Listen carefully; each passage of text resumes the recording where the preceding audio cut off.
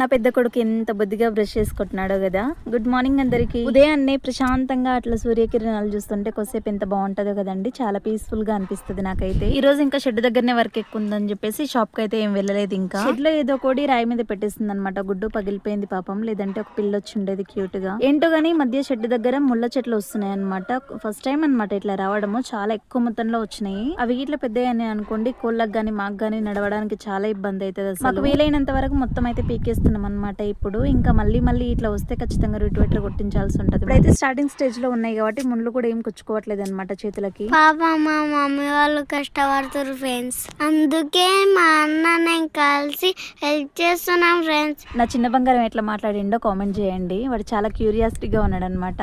పక్కనే కూర్చొని నేను మాట్లాడతా అంటున్నాడు అనమాట. అందుకని మాట్లాడించాను. వద్దన్న వెనకాల నుంచి మా కోడి కూడా ఇచ్చేస్తుంది వాయిస్. స్టార్ట్ చేసిన దగ్గర నుంచి చిన్నగా అరుస్తలేదు. ఇంకా మొత్తానికి కష్టపడి సగానికి పైన పీకేసాం అనమాట ముళ్ళ మొక్కలు. వీడియో నచ్చితే లైక్ చేయొచ్చు కదా. Thank you friends.